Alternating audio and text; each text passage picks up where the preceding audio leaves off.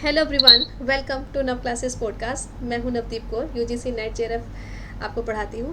और आज मेरे साथ है Surbhi Singh. So congratulation Surbhi. Surbhi thank you का मैम। जेआरएफ हुआ है, कॉमर्स में हुआ है, राइट? जी जी मैम। जी। सो सुरभि, जेआरएफ का देख के आपको कैसा लग रहा है? बहुत अच्छा फील हो रहा है मैम, रिजल्ट आए तो घर वाले बहुत खुश थे और हम भी। आप तो खुश, हम भी आपके लिए खुश हैं। ठीक है। तो, सो आपने कैसे प्रिपेयर किया जेआरएफ के लिए? मैंने मैम पहले तो जब मैंने स्टार्ट किया था तो आपका पहले 3 मंथ का सब्सक्रिप्शन लिया था, क्योंकि वो जो लॉजिकल रीजनिंग थी और ये रिसर्च का हाइपोथेसिस वगैरह वगैरह मुझे समझ में बिल्कुल नहीं आती थी। अच्छा। तो मैंने आपकी यूट्यूब पे वीडियो देखी थी, मुझे अच्छा लगा कि आपका पढ़ाने का स्टाइल, तो मैंने सोचा सब्सक्रिप्शन लेके देखते हैं। फिर मैंने लिया तो उसमें मुझे बहुत अच्छा सेटिस्फेक्शन मिला, मतलब कि इतना अच्छा आपने वो मतलब आप इतने अच्छे से बताई थी कि मतलब कहते नहीं, मुझे उम्मीद नहीं थी कि मुझे मुझे आ जाएगी, लेकिन आई तो बहुत अच्छे से आ गई। ग्रेट। और फिर उसके बाद फिर मैं आपकी डेली वो कंटिन्यू देखती थी, जो आपकी 10 बजे वाली क्लास नहीं आती थी हाँ। रात में, उसको मैंने कंटिन्यू किया था। फिर 2024 में जब मैंने अटेम्प्ट किया था तो उसके लिए मैंने 1.5 मंथ का आपका वो था टेस्ट कोर्स, फिर मैंने उसको लिया था। अच्छा। और आपकी बुक थी तो उससे भी किया था मैंने, और आपके यूट्यूब पे आपको फॉलो किया था। जी। Great, nice Surabhi. सो आप रोज़ कितनी देर पढ़ाई करते थे? मेरा ऐसा कोई टाइम नहीं फिक्स रहता था कि मुझे कितनी देर तक करना, क्योंकि जब मैंने एग्जाम देना स्टार्ट किया था तब मेरे पीजी चल रहा था, एमकॉम। ओके। तो उसके फिर तो होते थे, और फिर मेरा जैसे ही नेट हुआ तो मैंने पीएचडी के लिए ट्राई किया, तो फिर उधर हुआ तो उधर भी टाइम देने पड़ते थे। तो मैं ऐसे रहता था कि मेरा टॉपिक मैं डिसाइड करती थी कि हाँ मुझे इतना करना है, तो मैं उतना करती थी। और ऐसे घंटे गिन के मतलब नहीं हो पाया कभी। ठीक है, तो मतलब आप डेली के टारगेट बनाते थे कि मुझे आज ये करना है, तो आप उस हाँ मैम हिसाब ये। से टारगेट बना के उसको करते थे। जैसे मैं भी कहती हूँ कि डेली टारगेट बनाना चाहिए कि ये हम्म, काम करना है। ठीक है, तो अभी आपका पीएचडी चल रहा है? हाँ मैम, मेरा 1 साल कंप्लीट हो गया पीएचडी का। वेरी गुड, बहुत बढ़िया।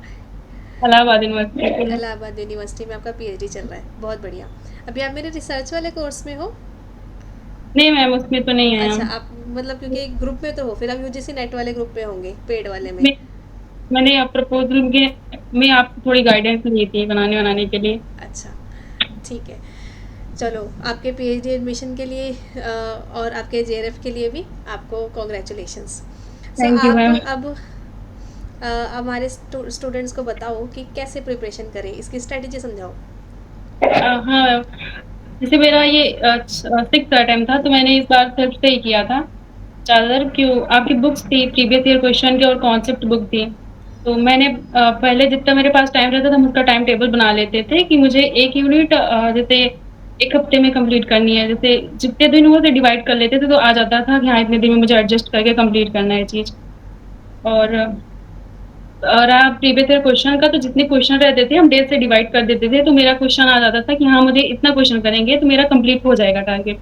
तो जैसे मैंने किया था, मेरे 25 से 30 क्वेश्चन बन रहे थे, तो मैं डेली उसको प्रैक्टिस करती थी और कॉन्सेप्ट को रिवाइज करती थी आपकी बुक से। ठीक है। तो उससे भी और मैंने अपना टाइम टेबल बनाया था। जैसे आप टाइम टेबल जब भी बनाए तो उसमें कुछ फ्लेक्सिबल दिन रख लें, क्योंकि हो जाता है कि जैसे आपने एक वीक का टारगेट बनाया तो हो सकता है किसी दिन आपकी पढ़ाई नहीं होती। जब आप एक एक्स्ट्रा दिन रखते हैं तो सही रहता है, क्योंकि नहीं तो जिस दिन आप कर नहीं पाते तो प्रेशर रहता है माइंड पे, मेरी तो आज पढ़ाई नहीं हुई तो अब मेरा कैसे टारगेट कंप्लीट होगा।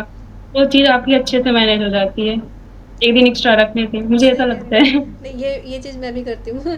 जैसे 1 वीक में मैं मंडे टू सैटरडे क्लास रखती हूँ एज़ पर टाइम टेबल। लेकिन कभी हो सकता है कि टेक्निकल इशू हो जाए या फिर कोई और इमरजेंसी हो जाए। अगर कोई एक दिन की क्लास इधर उधर करनी पड़े तो मैं संडे को लेती हूँ।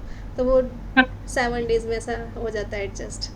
जी। हो जाता है, और ये इससे रहता है कि माइंड पे प्रेशर नहीं रहता कि मेरा टारगेट इधर उधर हो रहा ख़राब है, हो वो गया। एडजस्ट हो जाता है अच्छे से। जी।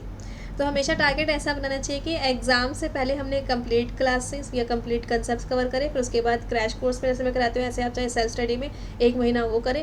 और पेपर की डेट से 10 to 15 डेज पहले फ्री हो जाए। मतलब कि आपका हाँ एक बार कंप्लीट रिवीजन, एक बार शॉर्ट रिवीजन, और उसके बाद भी आपके पास टाइम है और जिसमें आप अपने हिसाब से भी प्रैक्टिस करते रहें, और साथ साथ प्रैक्टिस भी करनी ज़रूरी है ना? तो कित कब हाँ। तक के क्वेश्चंस आपने लगाए थे, ऐसा कुछ? मैंने तो पेपर 1 किए थे, 2023 तक के कंप्लीट किए थे पीवाईक्यू। और पेपर 2 में मैंने 2012 से पूरे कंप्लीट किए थे। जी। सो प्रीवियस ईयर और क्वेश्चन, हाँ बोलो। हाँ, प्रीवियस ईयर क्वेश्चन की बुक थी। और जैसे मैम अब जब भी टाइम टेबल बनाते हैं, जैसे अभी हुआ कि अब क्या करेंगे लोग, अगस्त से लेके नवंबर तक या दिसंबर तक का बनाएंगे। मुझे लगता है कि जो लोग भी बनाए उसमें अगर आप 10 या 12 दिन का अलग से टाइम मतलब उसको लेस ही करके रखते हैं तो ज्यादा अच्छा रहता है, क्योंकि इनकेस कभी आप बीमार हो गए तो पढ़ाई नहीं हुई, कोई घर में फंक्शन हो गया तो नहीं हो पाती। तो बहुत अच्छा रहता है कि आपको अगर आपका वो दिन बच जाते हैं तो आपके लिए और अच्छा रहता है, आपके जो वीक पॉइंट होते हैं आप उसको रिवाइज कर सकते हैं। जी जी। मुझे लगता है कि आपकी पढ़ाई ना इंटरेस्टिंग बनी रहती है, बहुत ज़्यादा लोड नहीं होता माइंड पे। हाँ जी। ठीक है। सो बेसिकली आपके आपको क्या लगता है कि आपने टेस्ट सीरीज वगैरह में भी कितना टाइम मैनेजमेंट में हेल्प किया उसने? हाँ, हाँ मैम काफ़ी किया, क्योंकि इसमें मैंने देखा था आप वाले में जो है क्वेश्चन जो प्रीवियस ईयर से रहते हैं उससे काफ़ी सिमिलर क्वेश्चन रहते हैं, मतलब उसी लेवल के, तो अच्छा लगता है कि हम पेपर ही अटेम्प्ट कर रहे हैं पूरा, जी ऐसा फील होता है। जी। ठीक है। सो एनी अदर थिंग जो आप स्टूडेंट्स को बताना चाहते हो? और आपकी मुझे ये बुक बहुत अच्छी लगी, क्योंकि हम जब मुझे मेरे साथ 2 बार ऐसा एग्ज़ाम में हुआ कि जब मैं मेरे सामने क्वेश्चन आया तो मुझे माइंड में क्लिक किया, अरे! तो मैम की बुक में ये क्वेश्चन था। क्योंकि एक मैंने सॉल्व किया था, कुछ रुद्रा करके आया था, हायर एजुकेशन में पीछे दिया हुआ है आपकी बुक में। हाँ मैं वहाँ क्वेश्चन देखी, उस टाइम पे मुझे याद नहीं था कि इसका आंसर क्या होगा। फिर मैंने आपकी बुक पलट के देखा तो उसमें आंसर दिया हुआ था। तो हम कह रहे ये तो बुक का क्वेश्चन एग्ज़ाम में पूछ लिया।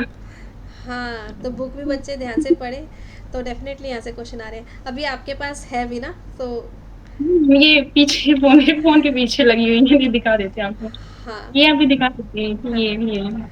देखो, सो अभी पता है सुरभि का फ़ोन टिकाया है मेरी बुक्स के ऊपर वो पेपर में भी और पेपरों के बाद भी हेल्प कर रही है। जी। सो आपकी, और ये हाँ बोलो बोलो। और हाँ, ये रहेगा कि जैसे जो प्रीवियस पेपर रहते हैं, जैसे मैंने क्या किया था, जो दिसंबर में पैटर्न आया था, क्योंकि अब ज़्यादा क्रोनोलॉजिकल क्वेश्चन आते हैं, तो मेरा कहना है कि जब भी आप कॉन्सेप्ट करिए तो जो ईयर दिए रहते हैं उसको माइंड में ज़रूर रखिए, क्योंकि अब ऐसे क्वेश्चन पूछता है तो आप उसी तरीके से पढ़िए, क्योंकि नेक्स्ट टाइम ऐसे ही क्वेश्चन आते थे और मुझे वो चीज़ काफ़ी हेल्प की, क्योंकि मैंने जैसे पढ़ा था मुझे काफ़ी क्वेश्चन ऐसे देखने को मिले कि वो क्रोनोलॉजिकल ऑर्डर में ही लगाने को थे। वो चीज़ मेरी वहाँ पे अच्छी रही। सीक्वेंस बेस्ड क्वेश्चन बहुत ज़्यादा आते हैं, तो जैसे ही हम बहुत जब रीडिंग लगा रहे हैं, सुरभि इज करेक्ट कि वो रीड करते करते उसके ईयर साथ में रीड करते जाएं और अपने आप ही हाँ। आपके माइंड में वो बैठ जाते हैं, सबकॉन्शियस माइंड में, दिमाग में रहता है कि हाँ इसको इस तरीके से ये था। ठीक है। चलो, आपके पेरेंट्स कैसा फील कर रहे हैं? बहुत खुश हुए वो लोग। उनको बहुत अच्छा। अच्छा लगा। जी, यह बताइए। ये रहता है मैम कि जैसे यूट्यूब पे कुछ जैसे सेल्फ स्टडी करते हैं बच्चे, तो रहता है कि जो भी वीडियो आई पहले देख लिया। मतलब मेरा मानना है कि आप पहले अपने आप को एनालाइज करिए, मेरी क्या वीक पॉइंट है, क्या स्ट्रांग है, आप अपने स्ट्रांग पॉइंट को मेंटेन रखिए और वीक पॉइंट पे ज़्यादा काम करिए।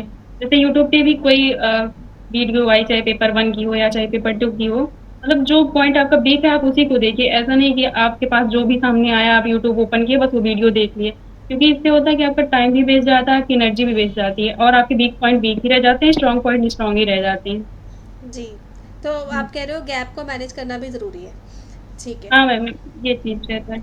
यस। सो इसके साथ हम ये भी कह सकते हैं, जब हम स्टडी कर रहे हैं वैसे भी, तो आप स्टार्टिंग के टाइम पे डिफ़िकल्ट चीज़ों को ज़रूर से कवर कर लीजिए, मतलब फर्स्ट 2-3 मंथ्स, एंड देन हाँ, लास्ट के टाइम पे आप वो चीज़ को कवर कीजिए जो आसान भी होती है, और आप उसमें आपको ज़्यादा स्ट्रेस नहीं रहता कि यार ये सब छूट गया। जैसे अभी आपने कहा कि आपने मेरा 3 मंथ का सब्सक्रिप्शन लिया था, लेकिन आपका वो टारगेट था कि 3 महीने में मुझे वो वाली चीज़ें करनी जो नहीं आती मुझे या आपकी कमज़ोर थी। आपने ये स्ट्रेटेजी लगाई कि भाई मैं लॉजिक रीजनिंग देखूंगी, मैथ्स देखूंगी, डीआई देखूंगी, और जो भी आपने उस टाइम पे अच्छे से कवर किया होगा।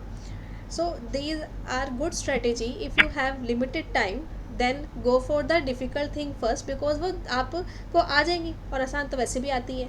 जी वही चीज़ मैम, वो हो जाता है कि आप उसी बीच में उलझे हुए रह जाते हो और आप कहीं न कहीं आपका एग्ज़ाम रह ही जाता है क्लियर करने से।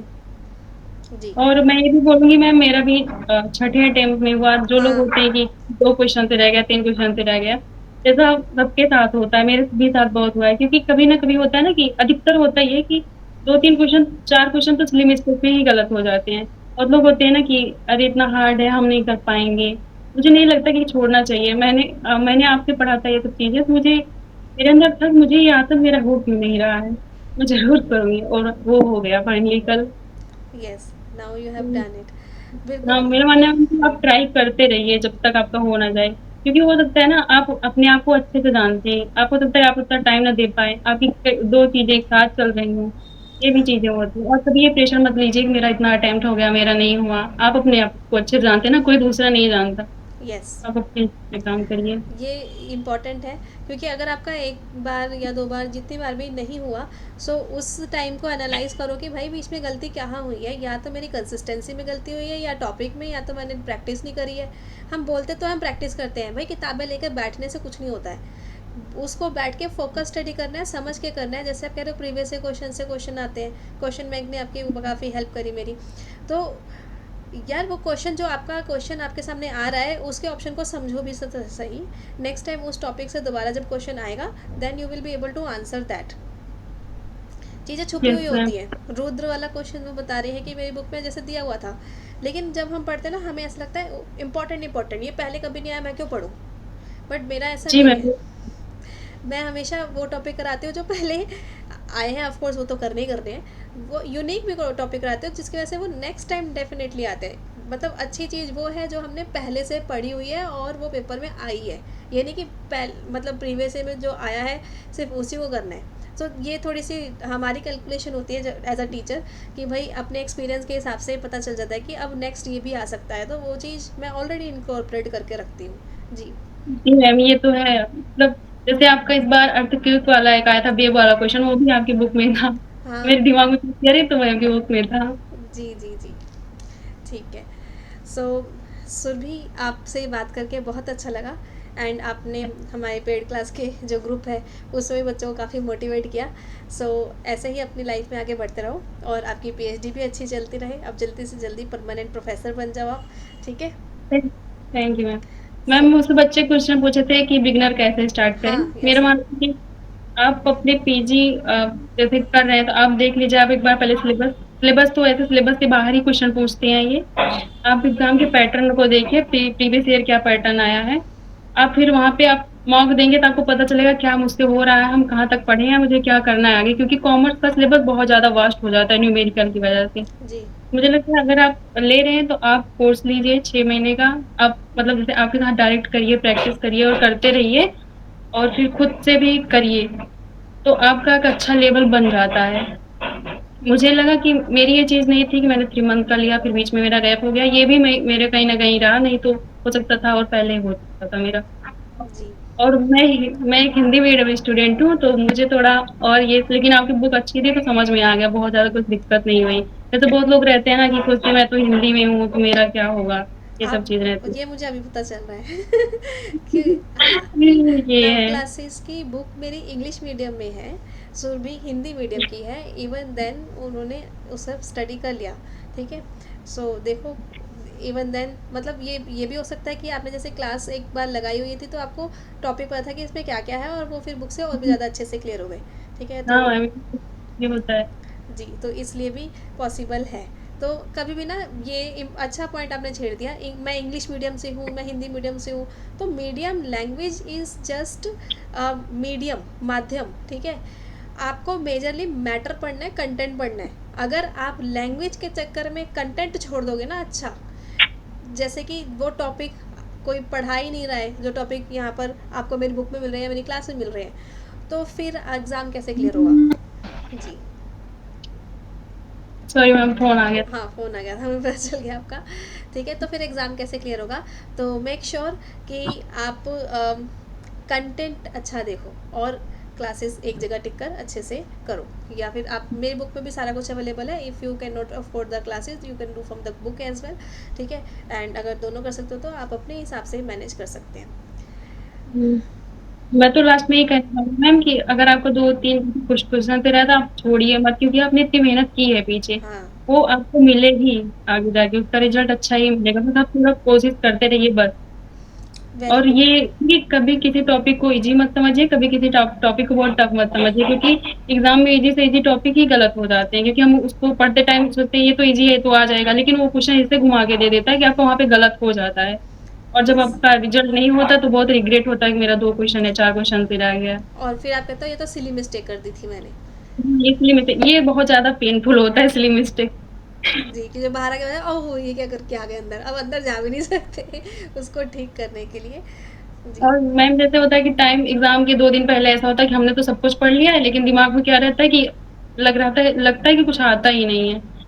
तो ऐसा सबके साथ हुआ है। मैंने अपना ये अटेम्प्ट दिया तब भी मेरे साथ ऐसा ही फ़ील हो रहा था। लेकिन एग्ज़ाम में जब जाओ तो ये सोचो कि मतलब इतना तो दे दिया, एक चांस और सही। ये मत सोचिए कि नहीं मेरा इस बार हो ही जाना है। बहुत अपने आप को प्रेशर मत लीजिए क्योंकि जितना आपका फ्री माइंड रहेगा उतना अच्छा आपका एग्ज़ाम होता है।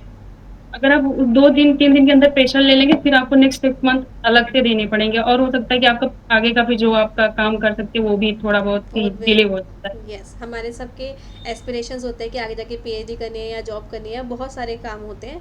तो बेटर है कि सही तरीके से एक बार पढ़ के और स्पेसिफिकली एग्ज़ाम वाले दिन अपने आप को काम एंड कंपोज पीसफुल रख के अपना एग्ज़ाम जी, बेटर कर सकते हैं बजाय कि घबराने के। जी। जी मैम क्योंकि एग्ज़ाम के टाइम भी आपको टाइम भी मैनेजमेंट करना होता है और खुद को भी मैनेज करना होता है, खुद के यस। माइंड को भी। जी। तो स्ट्रेसफुल सिचुएशन में you have to deal with the situation. ठीक है। Thank you ma'am. बहुत थैंक अच्छा लगा आपसे बात करके पर्सनली। जी, वेलकम एंड कीप ग्रोइंग, हमेशा आगे बढ़ते रहो। ठीक है। एंड सभी को कि आपको सुरभि जी की कौन सी वाली बात अच्छी लगी एंड आपके भी कुछ व्यू पॉइंट्स हैं तो ज़रूर से कमेंट में बता दीजिएगा। So dream believe act and achieve. Thank you ma'am. Thank you.